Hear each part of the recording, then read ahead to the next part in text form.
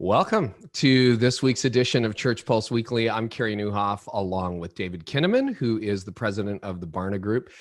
David, it's just so good to be together again as we head deeply into the fall now and start even thinking about Christmas in 2021. Like, is that where your brain's starting to go? Maybe not. I don't know. Well, I mean, sort of. I mean, for me, I guess it's a strange mix because every day there's sort of interesting things we're working on here at Barna and just Yeah. stuff at home for me. But yeah, I mean, I think we are sort of wrapping up in terms of programming and thinking about where we're heading for our company. You know, we're sort of wrapping up sort of our plans for 2020 and the things we're working on, and then really heading into a lot of planning for 2021. So I can certainly feel that shift, and it does feel like one of the highlights of the data is just that people, pastors are starting to feel some of that shift as well.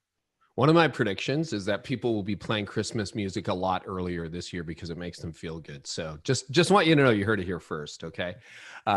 David, we continue to do some polling. And on this episode, we actually want to drill down on the financial aspect of things because, I mean, talk about things you would have predicted back in the spring when the stock market crashed, and then there's been this recovery of sorts, and yet it's an uneven recovery. And what do you think about forgiving? So, you know, I know a lot of church leaders are planning their 2021 budget.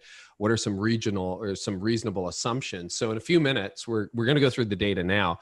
But in a few minutes, we're going to be joined by Christopher J. Harris from Crossover Church in Tampa. He is the executive pastor there and also the CEO of diversechurchjobs.com.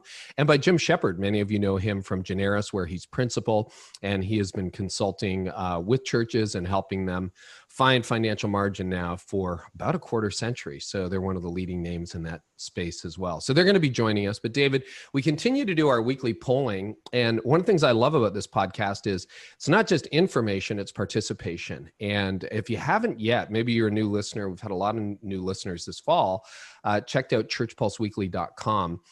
We would love to find out how you're doing, kind of get a read on your pulse, how you're doing emotionally, how you're doing financially, how you're doing, just in terms of being prepared for the journey ahead. So we do this weekly pastor poll, and would love to have you participate. And we've got tools that you can use for your church with the people check-in and so on. All that is available at churchpulseweekly.com. So David, you want to take it from here and walk us through some of the latest findings? Yeah, I'd be happy to, Carey. So we want to take a deeper look today at some of the financial realities of churches.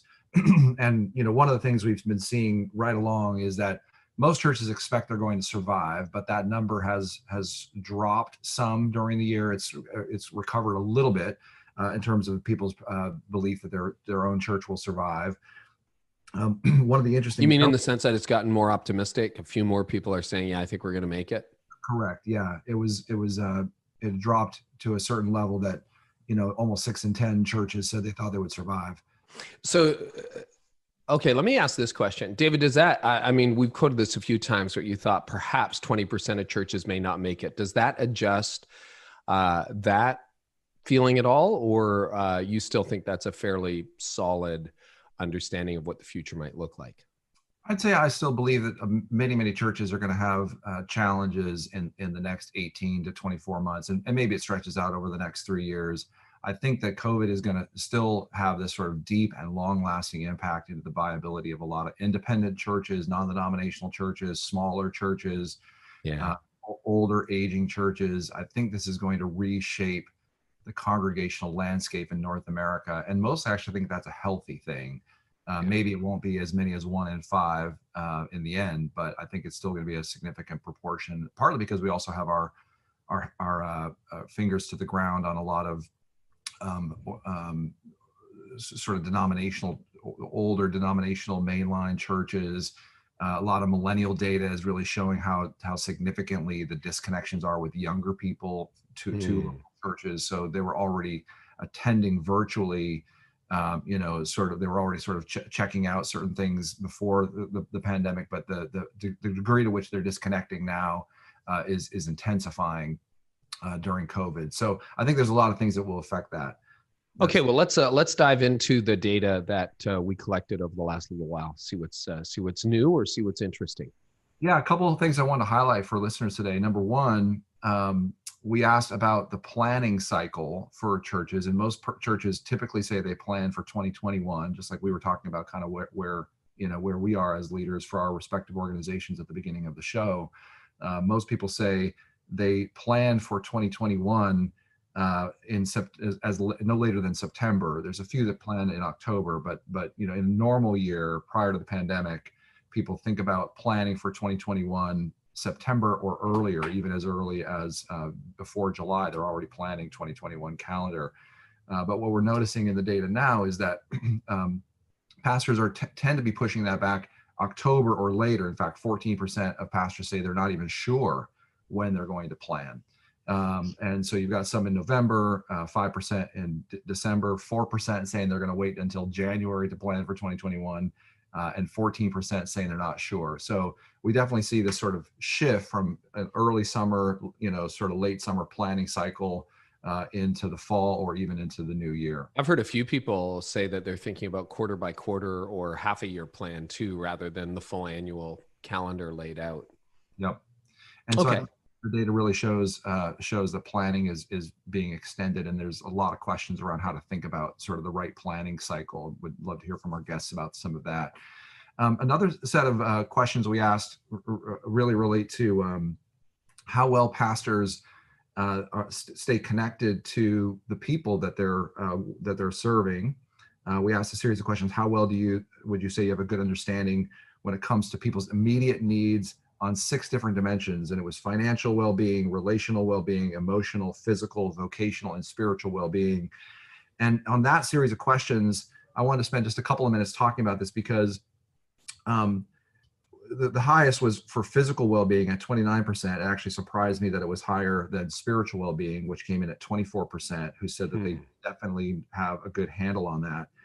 And then vocational at 22%, emotional at 13%, relational at 12%, and then financial at 10%. So pastors are the least likely to say that they have a good handle on people's financial well-being. Maybe that's part of this sort of confidentiality, and we don't want to pry on people's finances. But there's a couple observations that I wanted to make. The first is, when we ask this question, we do it in a multi-part way. So you can say definitely have a good handle on it, or somewhat a good handle on it. Many pastors say they have a somewhat good handle on those different areas, which to me, I always want to be honest with the leaders that we're working with. How in the world can you really have a somewhat good handle on some of these things? I mean, I don't even know how you have a definite good handle on this. I think we have to admit this year especially is reinforcing the fact that there's not really very good ways of keeping track on what people are doing in our congregation. And now more than ever, it is imperative that we do have a good sense of how people are doing. And so I think this data shows us some of that kind of tension that leaders have. Like, what do we know? What should we know? How well do we know it? How can we show up to serve people beyond just whether they showed up on Sunday? And again, I think it underscores the fact that, particularly related to financial well-being, it is the area that pastors have the least visibility on, as well as, sort of relational and emotional health. And so, one of our jobs here at Barna, part of ChurchPulse Weekly's mission, and part of our job at Barna, is to help reacquaint you, get you better information and data in an anonymous way around the people that you're serving. We have a free tool called the People Pulse that could be used for that. But again, really try to find a way to be better connected with the people you serve. I think that should be one of the long-lasting impacts of the virus. Well, and I just want to encourage, if I can just add my comment on that a little bit, David. I mean, having sat in the lead pastor seat for 2 decades and also have a friendship with you that goes back over a decade now, I can say way too often as a lead pastor, I kind of flew by gut and by intuition. And I think that's a little bit of an occupational characteristic that a lot of us say, oh yeah, I think I know how things are going. Now the challenge, until then you kind of had to guess, because you couldn't bring the polling data into your church because nobody had those capabilities. But early listeners of this podcast, if you were with us from the launch, you'll remember in the first few months, we talked again and again about ChurchPulse Weekly and your ability to do your people poll, your people check-in. And if you haven't availed yourself of that yet, I would encourage you to do that, because you can stop guessing. Like, you don't have to intuit where people are at. And I found as a leader, sometimes, my intuition's wrong. I just guess wrong. And you think your people are great and they're not, or you think they're terrible and it turns out actually they're fine in this area. So everything from like series planning through to financial forecasting through to knowing what to do with the counselors, I think can be informed better by data. So David, just remind people where they can find that right now. And it is free, right? So you can use that for free. All that would be available at barnaaccess.com, and you can sign up for a free account there, barnaaccess.com, to use the People Pulse and some of the other tools that are available there for you to sort of check in with how people are doing. So, okay. So you got anything else to share before we bring the guests in? Yeah, I wanted just to sort of underscore again this financial picture then. Giving levels in the last weekend, 17%. It's been a very consistent 17% of leaders who say their church giving is higher than it was pre-pandemic. That's very similar to the 18% who said their attendance was higher. It's been 1 in 6 churches that have said, yeah, we're actually doing pretty well. 56% of churches told us in our most recent polling that their giving was the same. 28% said it was much declined. And then just another new survey question that we want to add in. 43% told us that income is currently exceeding their expenses as a church. 43%, that's a great number, great news. 43%, this takes a more holistic look than just week over week giving, right? And then 8% of pastors, it's not a huge number, but again, this represents tens of thousands or certainly thousands of churches in North America. 8% say that income is not meeting their expenses, that their debt levels are increasing, and so those are getting. And that was what percent? 8%, right? It's significant though. Yeah. About 1 in 12 churches. And so just recognizing some of the, I think more than ever, the dashboard on the church in the U.S., the church in North America, certain lights are sort of blinking green, some are blinking yellow, some are blinking red, and that's the case for some specific churches, right? So I think more than ever, the churches that have been effective, churches that have effective, sort of generosity solutions, churches that have sort of a perspective on how to think about managing their operations well, their lights are blinking, maybe green or yellow, whereas other churches are on a different place in the spectrum. They're really struggling in other ways. Okay, well, that's super helpful. And again, I know I've said this before, but just as somebody who's benefited from the research for so many years, just thank you for what you do. I feel like you do it so well. And it's just helpful to actually fly by instruments, not by gut sometimes. So let's bring in our guest today. We've got Christopher J. Harris from Crossover Church, and we also have Jim Sheppard from Generis. So as they join us, I'd just like to pick up on their reactions to the data that you shared and anything else they happen to be seeing. So welcome. Good to see you both. And Jim, why don't we start with you? What any reaction to the data that David shared? Yeah, I think it's, thanks for inviting me to join in here today, and love the conversation, love data. I think, Carey, you know me well. I'm pretty much of a data junkie, so I absorb that stuff like a sponge. I think everything that David is saying echoes what I'm seeing at the church level as our team is out there talking to churches, as I'm talking to church leaders. I think what you just heard, if you just kind of reemphasize what he said, 73% of churches are up or same as last year, which is remarkable. If you'd told me on March 16th of this year that would have happened, I would have taken out a second mortgage. Not that I'm a wagering man, but I would have taken out a second mortgage on that one. And I would have been vastly wrong, obviously. I think what we're seeing, though, I do want to go back to what David was talking about in this fundamental reshaping of the American church. I think even though optimism is fairly high right now, I think if you probe underneath that, confidence is not quite as high. So I'm optimistic. I hope this is going to be this good. I'm not confident this is going to be this good. And so that's kind of what I'm picking up from some. And I think it's affecting their planning cycles for next year. Oh, that's an interesting distinction. That's really helpful. Christopher, what did you hear, and what would you like to respond to? Yeah, so thank you guys for having me on today as well. And I would agree with what Jim just shared and his insights. On a local level, I would say that really some of those numbers bear out that it's sort of a sigh of relief that we made it through the summer. We made it through the initial phase of the pandemic, and it was almost like, oh, okay, that financially, that maybe that wasn't as bad as we anticipated, right? We didn't know what was going to happen. And so for lots of local churches and local pastors and executive pastors like myself, it was like, okay, we're here, guys. Let's figure out what the next phase of this looks like. And I would also agree with Jim that in many ways, the numbers may reflect this optimism, but I'm not sure if we can all count our eggs already yet. I think there's still some hesitation, still a pregnant pause.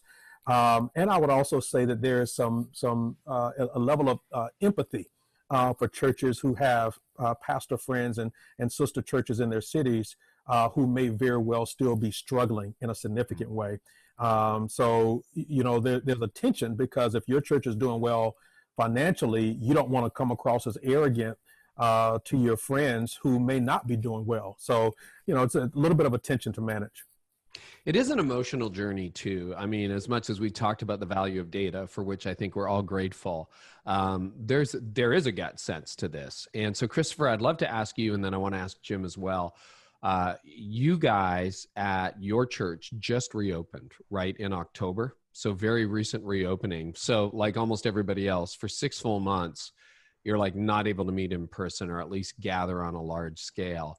What was that journey like emotionally for you as a leader, as the exec pastor? Well, so here's what I'm going to do. I'm going to answer that for both myself and my pastor and then our team, right? So we have a good balance on our team of folks who are what we would consider to be extroverts. We have some on our team who are introverts. I actually fit sort of in the middle as an ambivert, right? So the question was actually asked. We had a pastor to come and do a devotional a few weeks ago at our staff meeting and asked, well, what have you learned and what have you appreciated during this pandemic? Folks like me, I absolutely loved being at home. I didn't have to go anywhere. I could do everything virtually. I did not get zoomed out. I did not get buzzed out from having to stay home. But folks like my pastor who are externally motivated, they're motivated and energized by people, it was a toll. It took a toll on them. And so internally as a team, churches and staffs had to kind of navigate and manage expectations and interactions, even internally as we interacted with each other, so that we did not create any unnecessary internal tension as we navigated the decisions of the pandemic. Jim, you can speak into this personally if you want, or you can say, because you just work with so many churches and you kind of feel the collective pulse financially of what people are doing. I mean, how has the last 6 months been? How have they been emotionally for you or for the people that you're connecting with? I think 2 words, Carey. The first one is just the word bizarre. It has been a bizarre season. Things that, again, by your gut, your intuition would have said it would be this, and it's this. And you said it would be this, and you said it was zig and it was zag, and you said it was zag and it was zig. And, before I came into this work, I was a CFO in a public company, and I can tell you uncertainty is one of the most difficult emotions for financial people to deal with. We can actually deal with downward trends better than we can deal with uncertainty because we don't have a planning mechanism for that. And so it becomes very bizarre. And then the second word that kicks in is that as a result of that, it's a very wearying season. I've heard more tired, tired is one thing. I think just truly weary church leaders in this season than I think I've heard in my entire, life. And I've been doing this since 1992 with church leaders. I've never seen a season like this. And I think that's the toll it's exacting on people. And so, part of my call to them is be financially healthy, but make sure you're taking care of your soul and your emotional well-being as well. Christopher, being on the ground, you guys are Tampa based. And I don't know exactly. Everyone talks about this being so regional, right? Unemployment in one city can be different than somewhere else in the state. But what has the financial journey been like for your church and also for the people that you serve and the people you're trying to reach? Can you just give us a little, real-time update on that? Yeah, so we wanted to be very intentional about touching our people. So literally every member of our church received multiple phone calls during the pandemic. And, when the pandemic first started in the first month, it was interesting because we were waiting to hear how many people were losing their jobs or going to lose a job. And the more we got into the pandemic, the more we discovered that very few of our people actually lost their jobs. There was a very stable economic impact from our membership. And so for that, we were very appreciative. In terms of our church, we discovered that obviously our expenses went way down. And so we were able to pay some things off. We were able to put some things in reserves. We were able to reprioritize some budget items and line items to really focus in on the things that we, really had dreamed about or thought about during or pre-pandemic. So it really turned out to be a very fruitful season for us in that way, and we're very, very thankful for it. So. And so you would probably be one of the 6 David's talked about then that has seen growing revenue. And I've talked to others who've had flatlined revenues, but their expenses are lower. They're not renting portable locations. They don't have, honestly, like food and coffee expenses when you're not meeting in person, right? You just don't have that stuff. And so for a lot of churches, it would be interesting to see, they may not say, well, revenue's not up, but actually, if you look at it, there's more cash in the bank now than there was in March. Jim, are you seeing that in some churches as well? Yeah, so let's just think of it this way, Carey. If your revenues are even down 5%, but your operating expenses are down 16%, you're throwing 11% into the bank. I mean, you could actually be from Georgia and still know that. Yeah. I'm from Georgia, so I can it's a simple principle there. Sometimes we get so focused on the P&L, we forget that there is a cash line, and the cash line is really important in this season. And that's what I'd say to churches to focus on. Yeah. Jim, you said something early on, because you and I have had multiple conversations over the course of this year that I thought was really interesting. And I'm paraphrasing a bit, so correct it. And then I'd just love for you to share with listeners what you mean by it. But that churches that were in a good position financially are probably in a better position now. Churches that were shaky or unstable or struggling, the crisis just amplified that even more, and it made it more difficult. Do you want to just comment on that trend? Because I think it's a really good note to file. We all talk about a rainy day, but maybe it really hasn't rained or all the crises have been internal, but this was like a universal event that impacted everybody. And your argument is that it made it more complicated for churches that were already shaky, so to speak. Yeah, I think it's an important principle to understand anytime lean times come around, is that it's not the lean times that cause these churches to be in distress. It just reveals that they were in distress. They were already in distress before all this happened. It pulls back the layers of the onion and you see it. And, so it exacerbates the good churches as well, because they tend to stand even higher in the crowd during this time. But the other ones, and I think that really resonated with me when David talked about this fundamental reshaping of the American church. I think there are a lot of struggling churches that this is going to be the one that kind of puts them under. Their vision isn't clear. They've been in maintenance mode. Their congregation is getting older and older every year. All the signs that you, David, Christopher, and I know are not healthy signs for growing churches. And this is the one thing that's going to push them. 85, 90%. The other thing that's frustrating for me and that I see a lot is the financial architecture of these churches is set up where, so much of their money is already spoken for before it comes in the door. The combination of debt, buildings, and people is 88 to 92%, and sometimes even higher. And when a financial lean time comes, you have very few options in that season, very few options. Well, that reminds me of this metaphor we've used a little bit to describe the health of churches, which is the idea of comorbidities. Just like the COVID crisis has an effect on public health, there's sort of comorbidities for institutional health as well. And at the top of the show, we talked a little bit about how organizations can sort of maybe rightly assess where they're at. We laid out some data, and part of our job is to help you as leaders say, well, you're not alone. If you're doing well, you're not the only people that are doing well, and if you're doing poorly, you're not the only people that are struggling. We talked about this idea of planning a little bit differently with maybe it's like a foggy, sort of drive along the coast or whatever. How would you recommend to leaders that they plan with uncertainty that we see in the market today and sort of in the environment? So what would be some principles we could use to sort of really sort of drive effectively, through the fog that we're sort of seeing in the environment today? David, I love the question. I love the idea of comorbidity too, because just for me personally, I'm convinced that organizations die and organizations live. And, it's actually just a necessary part of what happens. It's why I think church planting is so important, because we've got to birth new churches that are going away every year.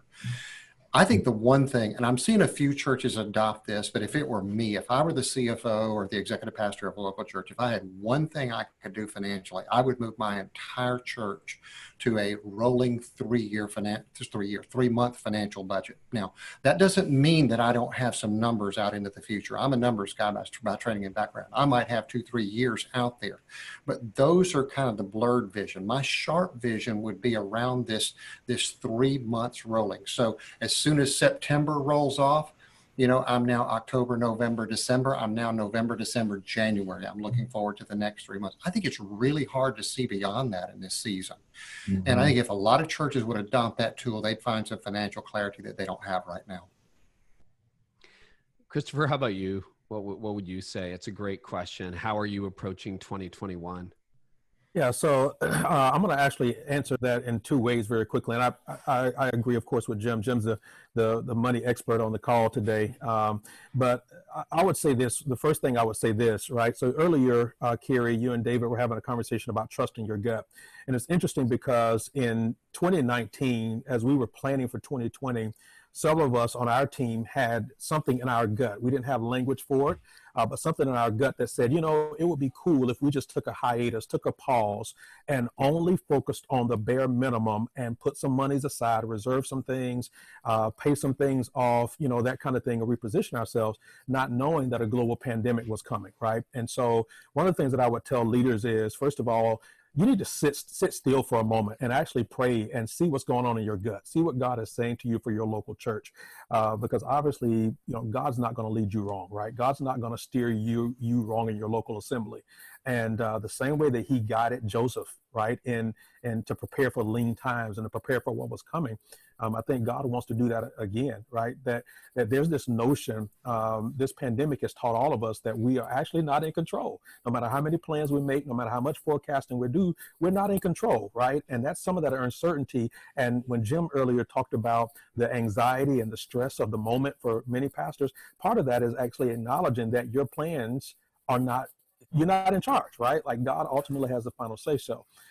And that uncertainty and unknowingness is what's created some tension. So I would start there. Secondly, I would say, focus on the main thing. And I know that sounds cliche-ish, right? But I would say let's eliminate, at least for this season, all the fluff. Let's eliminate all the unnecessary and focus on the main things. Let's get those things paid for. Let's get those things stabilized, and then start dreaming, maybe 6 months out at that point, and kind of go from there. So. Do you think this is an important period of time for all of us as leaders, whatever kind of organization or movement we're working for, or church, to do just what you said there, Christopher? Because I was presenting some data for a church conference of, I think, Missouri Synod Lutheran pastors a couple weeks ago, and I was showing a data slide about all the programs the churches run. Is like 80% plus of churches run like 25 different things for this group and that group and this thing. And I was just reminding, it's like, no organization can do all this, much less a relatively small or mid-sized congregational with a bunch of volunteers, And so it's like, now is a perfect time for us to really be honest about what we can do and sign up for and do it well, and what we should just say, right now, we're going to stop doing this. And I just want to give leaders permission to sort of say, we're going to stop doing some things to be healthier organizationally in terms of focus on mission. So the operations side is more than just about money. It's also about people and personnel. And one of the conversations that's been bubbling up in the background, like a low boil on the back burner, right, of the stove, is the whole question about what do we do with our staff? Like if online is going to be a bigger part of our future. And Christopher, I think before we started recording, like you had a great first Sunday back, but it wasn't 100%, which would be, you were on the high side of whatever the new normal is emerging, but it's still, there's a gap, right? What are you thinking about, or what are you seeing when it comes to redeploying staff and reallocating staff? Any thoughts on that? Christopher, I'll start with you. Yeah, so I think, when I look at the numbers that you guys have been reporting every week on this podcast and the work that Barna's been doing, I think it's important for churches to really start thinking not about either or, but both and. There needs to be a hybrid model. And I think the staff your leadership. And so when we say staff, right, let's expand that to even our volunteer leaders, right, our volunteer activators and folks that are high capacity leaders. I think we've got to think, in those both and terms, right, that there's two, you're basically going to be managing two campuses at the same time. And I don't mean that in terms of physical locations. I mean in terms of online and physical, right? And making sure those folks are served. I think secondly, I think it's going to be really, really important. And people would wonder why this would tie into some of the numbers conversation, but I think churches locally, they need to be visible, right? They need to have a voice in the things that are happening in their local community, because at the end of the day, your brand is going to impact your bottom line. And there's areas of local influence and areas of tension, whether that's justice issues or equity issues or whatever that may look like, that you need to think about. The final thing that I would say is, I think that we're going to see officially that the gig economy is going to hit the front door of the church. And you're going to have to figure out what that looks like for your church. Can you say more about that? I'd love to know more, because I've thought a lot about the gig economy. Yeah, so I think you're going to start to see more people in your church involved in the gig economy, but I also think your church as an organization needs to start thinking about the gig economy and how do we create multiple streams of income for your church. Some of that could be unconventional, right? Because historically, churches would look at creating CDCs or, launching daycare centers or, things like that. And particularly for churches that are churches of color or urban churches, multi-ethnic churches. And I just think we're going to have to really start thinking unconventionally and very innovatively to find unique ways to create those additional streams. And I don't mean multi-level marketing in any way, but yeah. Yeah. Jim, any thoughts on that, on staffing for the future church? Yeah, I think that there's a huge question as to whether your staffing model works based on how you see the future. Again, this goes back to the question you and I have talked about, whether, you view this as interruption or disruption. Staffing models are going to change. It may not change the head count of your church, but it might change the who and what they do and how many of them are deployed in different areas, kind of to what Christopher is talking about. You've now got this digital campus, and that's a whole different skill set than what you've been doing. This is not going to be just streaming your online service every week. That has limited legs.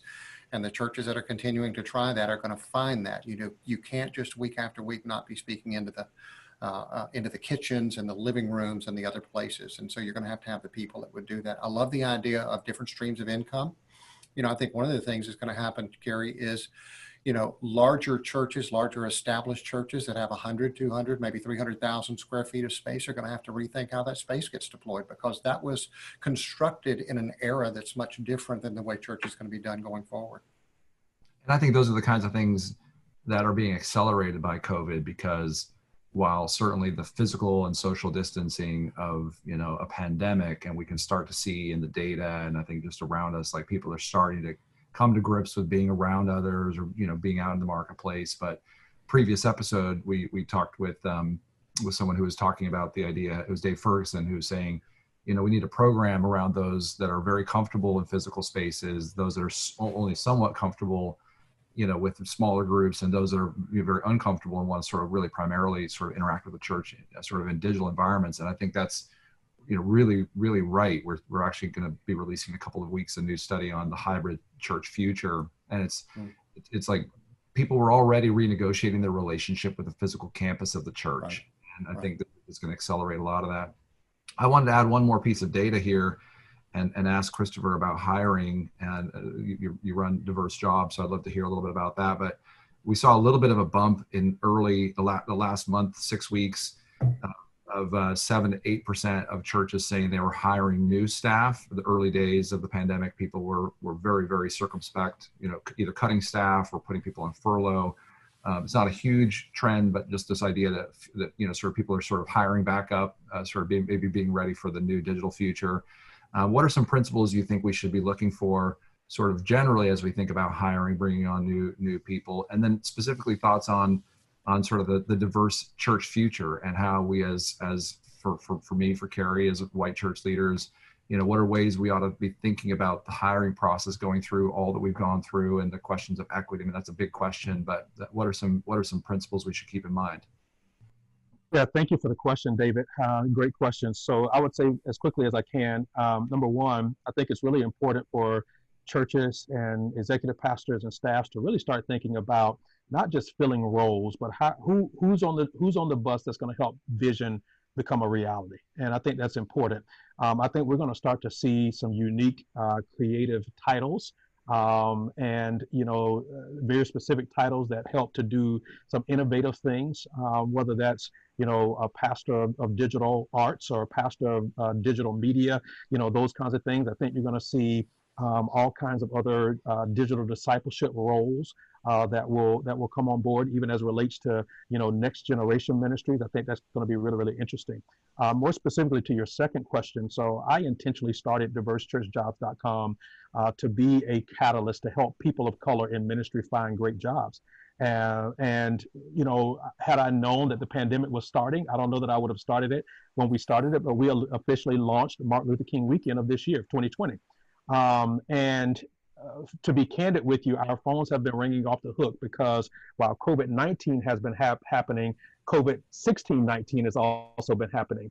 And that has created lots of discussion around diversity on staff and diversity in churches. And churches are starting to have those hard conversations, not just to get the token person of color on their team, but what does it actually look like to adjust our culture and to adjust our language and the look and feel. And so we have, to my surprise, even been very overwhelmed in a good way for the kinds of conversations and folks that have been reaching out to us saying it's time for us to start making this happen, because two reasons, and I'll just end with this. Number one, the communities around their churches have already been changing, and COVID has forced them now to acknowledge that. Secondly, their next gen leaders and next gen students have been living in a much more multi-ethnic world themselves every day of the week. And so their churches weren't that, but their lives were that. And they're starting to now have it to acknowledge that. And so it's forced us to be able to be in a great position to hopefully impact the kingdom for years to come. That's awesome. I got a really practical question and a broad one as we wrap up. So really practical. I've been asking a lot of leaders this one, and it's super nerdy. Cash in bank. So a general rule of how much, operating income should you keep in the bank as a reserve moving forward in light of what we know now. Most people would say somewhere between a month to 3 months is sort of the pre-pandemic counsel. Has that changed at all? What's your recommendation moving forward or your plan? I was going to defer to Jim because he's the expert, but I would say honestly, I think there's something to the fact that the federal government picked 6 months for the PPP, right? I don't think that was an accident. Particularly for your smaller to mid-sized churches, if they can figure out a way to temporarily adjust their programming for a season to get 4 to 6 months worth of monthly expenses in the bank in reserves. If they can figure out ways that churches can, do what Dave Ramsey has been talking about for years, right? Get rid of those credit cards, minimize use of credit cards, right? If you don't have the cash, then you can't do it. And really just become really disciplined and focused on how you spend and what you spend your money on. That would be the advice that I would give. And that's what we're trying to apply at our church. How about you, Jim? What would you say? Carey, I would say back to the previous question about the churches that were exposed early on. In the conversations that I had and that my team had with church leaders, you could absolutely tell the churches that had proper reserves and the ones that didn't. The level of panic was inversely related to it. If you didn't have reserves, your panic was really high. So I'd say a couple of things. First of all, reserves are an important part of any church's financial strategy. Both the accumulation of, and this is the one that's kind of confusing because I find out a lot of churches didn't have this, how to spend them down when there comes a rainy day. Because I've had some of them that are like, well, we're not sure where to tap into reserves. I said, well, wait a minute, that's a rainy day fund. And if it's not raining now, I don't want to be at your house when a storm breaks out. Let's just make sure we're clear about that. I would say, just for me as a financial guy, I think that it's really hard to justify having less than 2 months. I know some churches that have less than 2. I think 2 months is an absolute minimum. Your model of ministry, how much staff, how much building expense, how much debt you have, just a lot of factors come into that. But I'd also say that, if you're going to deploy donors' money into ministry, it's hard to justify more than 6 months because that becomes idle money. And so I would say probably minimum of 2 months. I like 4. Christopher said 4. I really like that number.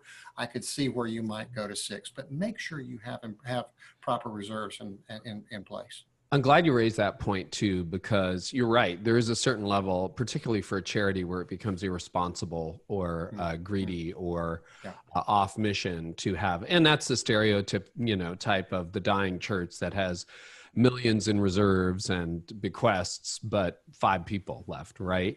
And you don't want to do that. On the other hand, where I live, sometimes it snows, and well, with digital giving, it's changed, but you'd get a whole week wiped out, right? And so you got to be prepared. No, that's really good advice. And, I think moving into the future, hopefully we're better prepared. We remember that. It's funny you mentioned GOT, because I had the same intuition. I've always been interested in that cash in on hand thing, and kind of increased reserves in my organization and also personally pre-pandemic.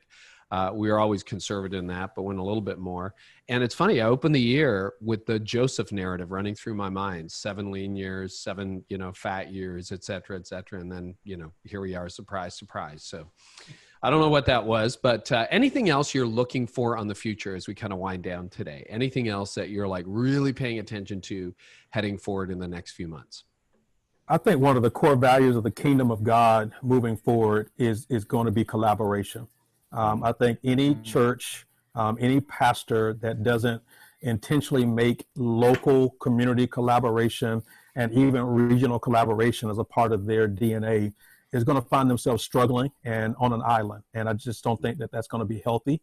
I think that being willing to put personal egos aside and, pastors or churches having to take the credit for one thing happening it's not going to bode well for the kingdom overall. So I think, pastors really need to be, in churches and staffs need to really be intentional about thinking about how do we find ways to collaborate to meet the needs of people, to meet the needs of our community, to meet the needs of families, and all of those kinds of things, and even address some of the issues that we addressed a little bit earlier that you guys have already spent weeks talking about and unpacking over the last few months. So that would be one thing that I would just encourage anybody listening to this to figure out ways to intentionally start collaborating with other churches and pastors. So good. Jim, final thought. Wow, what a good word. What a good word right there. I think if I had, I have several things, but I think the one that rises to the top for me would be this idea that engagement is much bigger idea than attendance. The dashboards of churches that you and I know, that all 4 of us know, are just their top, 2 numbers, Monday morning especially, are attendance and giving. And those, it's not that those are not important, but they just can't be the only thing. I mean, do you want Jim and Nancy, who give pretty good and come 40 times a year and don't do anything else in your church? Or do you want Jim and Nancy, who are on a giving journey, got 2 young girls, they both are in a discipleship group, they both have a personal ministry inside the church, outside the church, and both of their daughters are actively involved in youth, in age level ministries? I mean, which one of those do you want? And then when you decide that, make sure that you've put in place the priorities and the systems and the vision and everything it takes to make that happen. Because if we haven't seen, but we've seen a lot of things exposed here. And David, I think you alluded to it, and Carey's heard me saying this. These are not sudden things. The tectonic plates have been shifting underneath this for years and years and years. And I think we've had this sense that the spiritual level of our people is not as deep as it should be. We now know that. COVID has exposed that. And I would just say to all of my friends, all of my brothers and sisters in Christ, let's not let that be the case any longer. Let's have the courage to stand up and do something about this and address these issues. And I think the idea that engagement is a bigger idea than attendance is something that needs to be brought to the top level. Well, Jim Sheppard, thank you so much. Christopher Harris, thank you so much. You've given us a lot to think about and actually some really good strategies for the future. Thank you both. David, wow, that was a great time together. Any final thoughts as we wrap up today? Yeah, I just want to thank these guys for being a part of our show today, and really appreciate your insights. I just kept sitting back here listening, taking notes for myself. So I think that we're going to look at 24, 36 months from now, look back at this year, however long the pandemic and mask wearing and all the other things. I think we're going to look back and sort of say this was a fundamental recalibration of how we ran our organizations, how we thought about like really what is a life worth living, how we measure what matters, how we think about impact. And I was encouraging someone, it was mostly for my own good, but it was for someone else, that like let's really push through the fatigue and the weariness too, because I sort of sense among leaders that I talk to that this idea of like, we're almost to the other side, or let's try to just get back into some more normal rhythms. And that's all good. But really like push into what the Lord has to show you as a leader, as a church. So it being fatigued can make us sort of ready to sort of throw in the towel or just sort of take shortcuts. Work really hard in the next couple of months as the year ends, not to take shortcuts, and to think about 2021 as a sort of a new fresh start for what you're doing and how you're doing it. Whether you're a young leader, middle age, sort of later stage leader, I think it's really important that we push through that fatigue toward what the Lord is leading his church to be. I think that's so good. It's the best time to reinvent, really is, while we're in the middle of this, and prepare a much more solid foundation. Well, you can find everything over at barnaaccess.com. We would love to hear from you. We do continue with regular polling, and there's all kinds of things that you can use for your own church too. Check out ChurchPulse so that you don't have to guess anymore. You can figure out how your people are doing as you close out 2020 and make plans for 2021. Once again, Christopher, Jim, thank you so much. David, we'll see you next time.